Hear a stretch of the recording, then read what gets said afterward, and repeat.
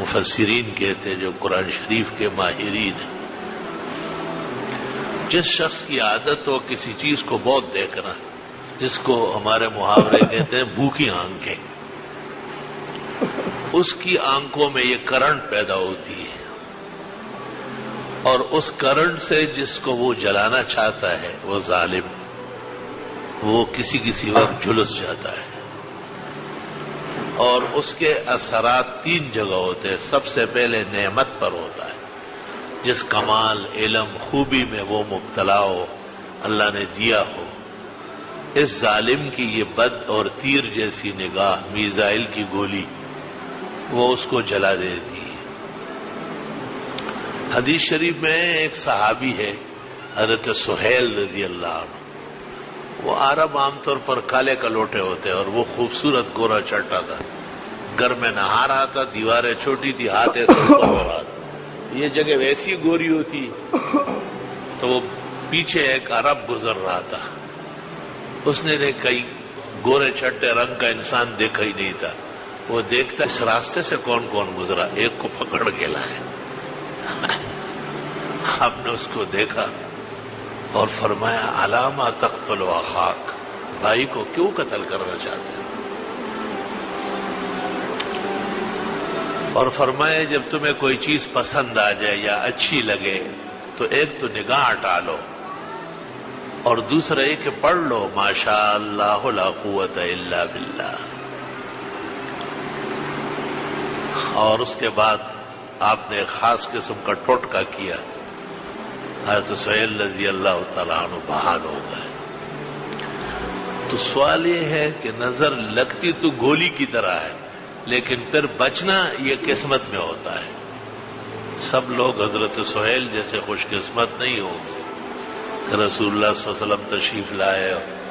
آپ نے اس شخص کو پکڑا، اس سے کہا کہ ایسے کیوں کرتے ہو تم، جب تمہیں اس کے گورے گورے ہاتھ پسند آئے تو آپ کہہ دیتے ہیں ماشاء اللہ لا قوت الا باللہ، کہ سب کچھ اللہ کے قدرت کا کرشمہ ہے، انسان نہ اپنے آپ کو بنا سکتا ہے نہ کسی اور کو خوبصورت اور باکمال بنا سکتا ہے۔ بعض مفسرین نے سورۃ قلم کے اخیر میں لکھا ہے کہ رسول اللہ صلی اللہ علیہ وسلم کو نظر لگانے کے لیے یہود نے اپنے نظر بازوں کو اکٹھا کیا، ان کو پتہ ہوتا ہے کہ کون کون بھوکی آنکھوں کا مالک ہے جو آدمی کو تیر مار سکتا ہے۔ ایسے کئی لوگوں کو جمع کیا، اور حضرت منبر پر بیٹھے تھے، اللہ تعالیٰ نے یوسف علیہ السلام کو جو حسن دیا تھا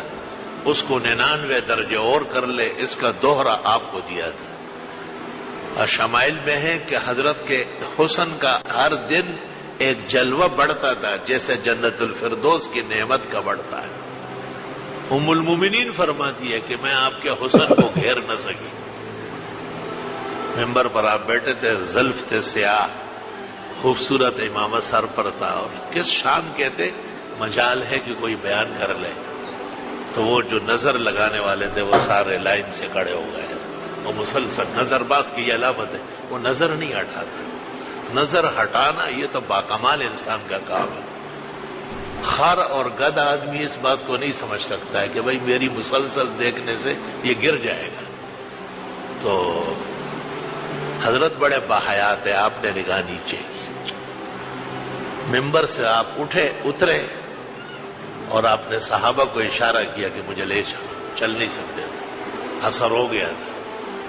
اتنے میں یہ سورۃ قلم کی آخری آیت نازل ہوئی، فاجتباہ ربہ فجعلہ من الصالحین وَإِنْ يَكَادُ الَّذِينَ كَفَرُوا لَيُزْلِقُونَكَ بِأَبْصَارِهِمْ لَمَّا سَمِعُوا الذِّكْرَ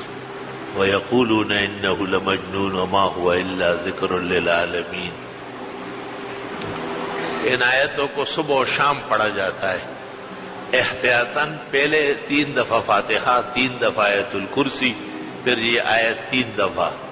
اور آخر میں 3 دفعہ درود ابراہیمی، اور پھر جس کو دم کرنا ہوتا ہے اس کو تصور کرتے ہیں